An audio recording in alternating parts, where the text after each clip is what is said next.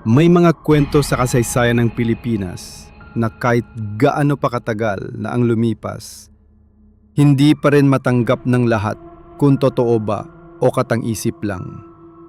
Mga kwento ng kababalaghan, paniniwala, at mga tanong na hanggang ngayon ay wala pa ring kasagutan.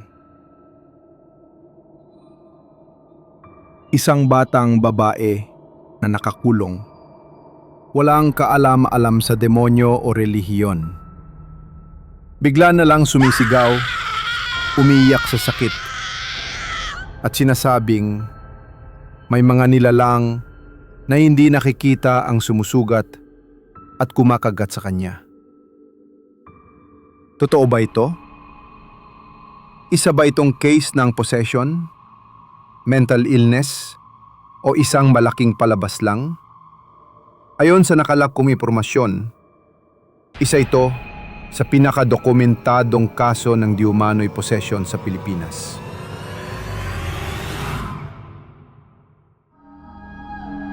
Welcome sa Anino Files.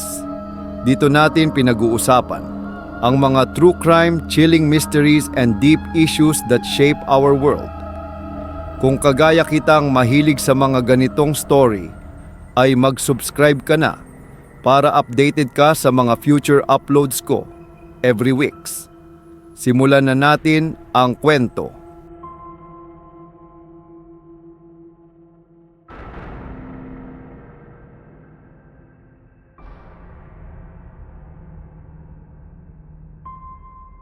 Si Clarita Villanueva ay isang 17 anyos na babae noong 1953. Isang ulilang batang. Lumaki sa mga lansangan ng Maynila. Nanggaling siya sa isang broken family. Ang kanyang inaraw ay isang espiritista sa probinsya. Habang ang kanyang ama ay hindi niya kailanman nakilala, ayon sa ilang ulat. Para mabuhay, naging tagalako siya ng prutas. Minsan pa raw ay napilitang pumasok sa trabaho ng mga babaeng nagbebenta ng laman. Noong Mayo 1953, siya ay naaresto ng pulis dahil sa paglalaboy at immoral behavior at ikinulong sa Manila City Jail.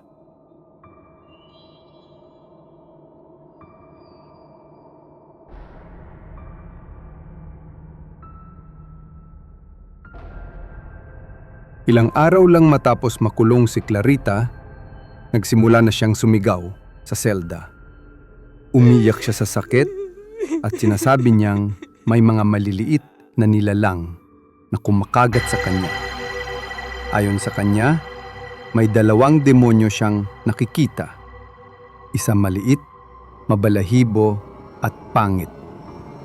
Yung isa naman, matangkad at sobrang itim.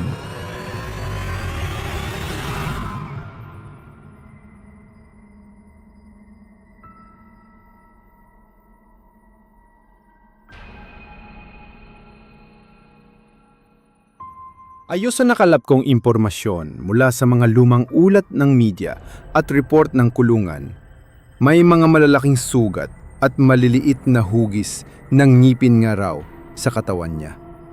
Literal na may bakas ng ipin o animoy kinakagat siya sa parteng leeg, braso at binti niya. Kahit na siya lang mag-isa at walang nakakapasok sa selda niya.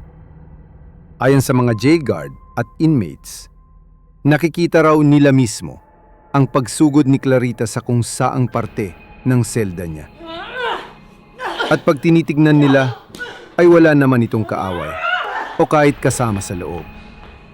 Bigla na lang siyang gumugulong, sumisigaw, at parang may kinakalaban. Ilang beses din daw siyang nawalan ng malay habang tinatawag ang mga demonyo. Dahil nasa madalas itong nangyayari at kinikilabutan na rin sila, hindi na nagdalawang isip ang warden. Tinawag nila ang ilang doktor at kalaunan ang mga pare.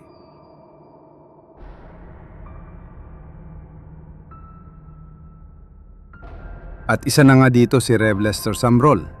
Ayon sa nakalap kong impormasyon, si Samrol ay isang American missionary at evangelist na aktibang nagmimisyon sa Southeast Asia noong dekada 50. Bago pang insidenteng ito, may track record na siyang pakikitungo sa mga spiritual encounters. Kaya naman nung mabalitaan niyang nangyari kay Clarita, agad siyang nagtungo sa kulungan para personal na makita ang kondisyon ng dalaga.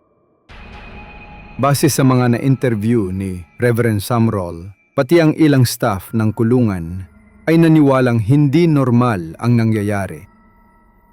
Sa ilang beses na pagbisita ni Sumrall, mas lumala ang kondisyon ng dalaga.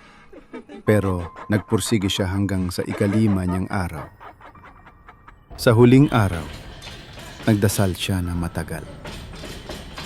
Si Clarita umiiyak, nagsisisigaw, at biglang napatahimik ilang minuto ng katahimikan. Hanggang sa tumingin siya kay Sumrall at sinabi, They're gone.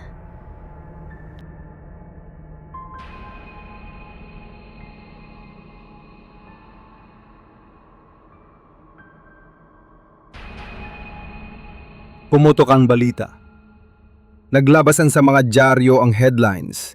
Batang Pinoy, sinapian ng demonyo, possession o psychosis. Nagka-crowd sa harap ng kulungan. Mga taong gusto siyang makita. May mga naniniwala, may mga nagsabing acting lang ito. Ang mga doktor, hati ang opinyon. Ang ilan, sinabing delusional lang si Clarita.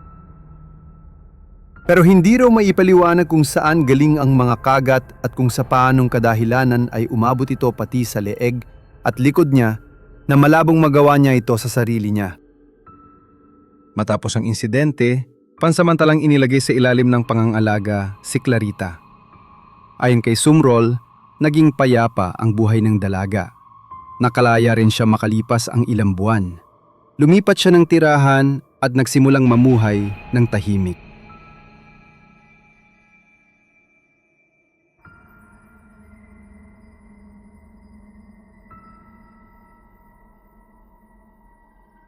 Sa pananaw ng siyensya, may mga paliwanag tungkol sa kaso na ito. Trauma, schizophrenia, hysteria. Pero pagdating naman sa usapang pananampalataya, isa raw itong spiritual battle. Si Sumrall mismo ay gumawa ng dokumentaryo at books tungkol sa case na ito.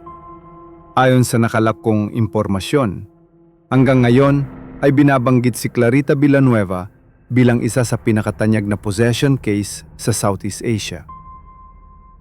May mga pelikula at libro na rin tungkol sa kanya.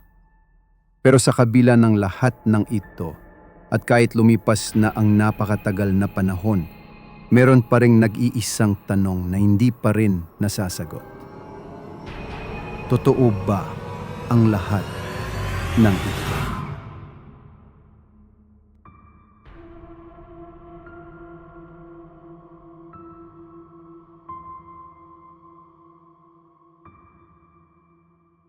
May mga netizen at historians na patuloy ang debate. Ang iba, sinasabing ginamit lang si Clarita para sa publicity. Ang iba naman, naniniwala na hindi siya nagsisinungaling.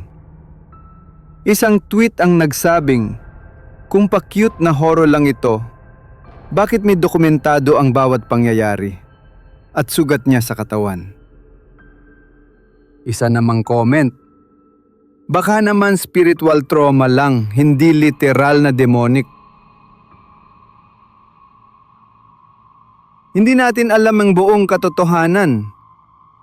Pero kung ang isang taong walang alam sa mga ganitong bagay, ay bigla na lamang nasangkot sa isa sa pinaka-misteryoso at talaga namang nakakapanindig balahibong kaso sa Pilipinas, at hanggang ngayon lahat ay napapaisip saan galing ang mga kagat niya sa katawan.